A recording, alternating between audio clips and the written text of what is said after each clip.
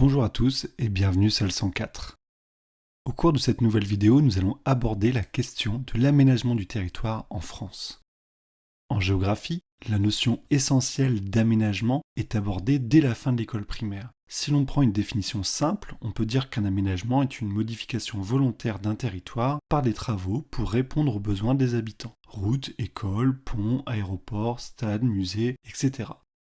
Le chapitre que nous traitons nous invite à aller plus loin en étudiant la notion d'aménagement du territoire. Il s'agit d'une réflexion globale sur l'organisation d'un territoire à court, moyen et long terme, ainsi que sur la distribution des infrastructures et des services qui s'y trouvent. Dans ce cadre, nous chercherons donc à définir les buts et les acteurs de l'aménagement du territoire en France. Dans une première partie, nous allons voir que l'enjeu premier de la politique d'aménagement du territoire est de répondre aux inégalités du territoire français.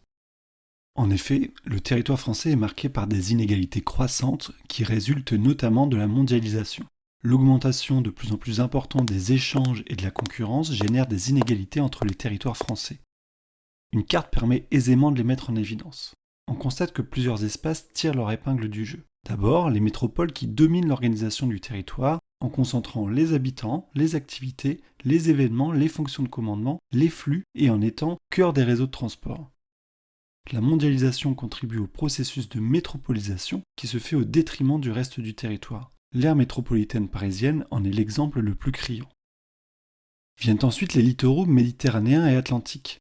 Le cadre de vie qu'ils proposent et leur dynamisme économique en font des espaces attractifs aussi bien pour les entreprises que pour les familles. La maritimisation de l'économie, c'est-à-dire l'accroissement des échanges par voie maritime du fait de la mondialisation, leur est profitable. Ce sont des interfaces avec le reste du monde, les portes d'entrée de la majorité des marchandises sur notre territoire, notamment les 3 grandes zones industrielles-portuaires de Dunkerque, du Havre et de Fos-sur-Mer. Les littoraux sont aussi des lieux privilégiés du tourisme balnéaire, que ce soit en Vendée, en Charente, dans le Pays Basque, en Bretagne, en Normandie, sur les côtes de l'Occitanie ou sur la côte d'Azur. De nombreux aménagements ont été réalisés à cette fin. On peut par exemple songer à la station intégrée de la Grande Motte, un espace conçu pour répondre à toutes les demandes des touristes sans qu'ils aient à se déplacer. Enfin, les zones frontalières affichent pour la plupart un certain dynamisme. Ce sont des interfaces, des espaces d'échange privilégiés avec les pays riverains. Par exemple, l'Alsace profite de sa proximité avec l'Allemagne et plus largement avec la mégalopole européenne. À côté des zones d'influence des aires métropolitaines, des littoraux et des zones frontalières dynamiques, on peut identifier 3 types d'espaces qui éprouvent des difficultés dans le contexte de la mondialisation.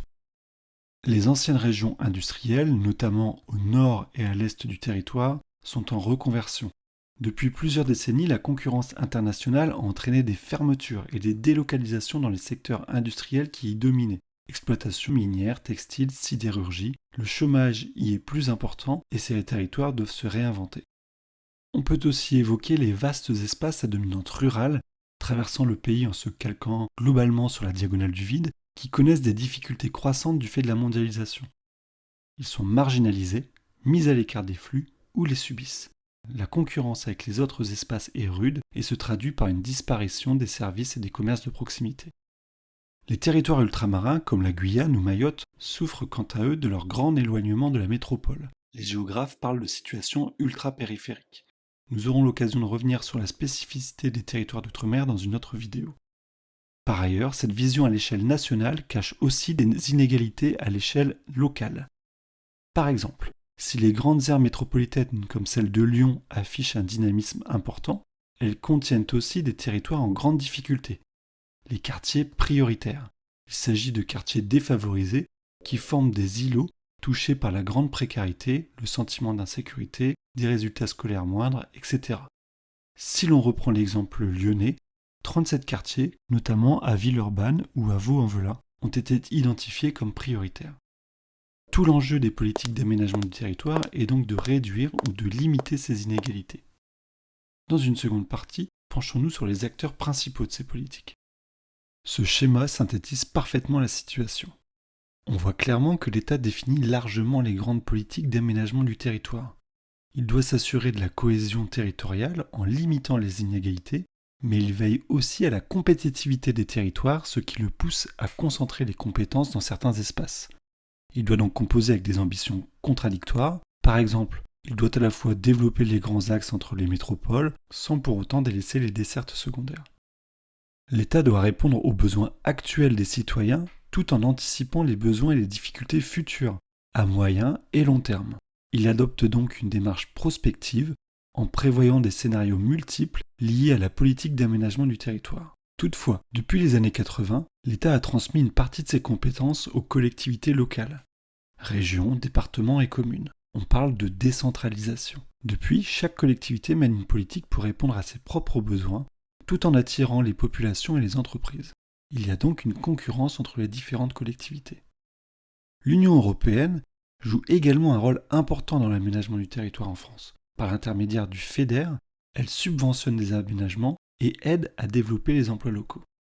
Enfin, les citoyens, par leur mobilisation, peuvent influer sur certaines décisions liées à l'aménagement du territoire. Par exemple, en 2018, l'Action citoyenne a mis fin au projet d'aéroport du Grand Ouest à Notre-Dame-des-Landes près de Nantes pour préserver la biodiversité locale et les terres agricoles. C'est sur cette idée que se termine notre propos. J'espère vous avoir aidé à bien saisir les grands enjeux de l'aménagement du territoire en France et à en identifier les principaux acteurs. Nous nous retrouverons très vite, je l'espère, au détour d'une autre vidéo. En attendant, portez-vous bien.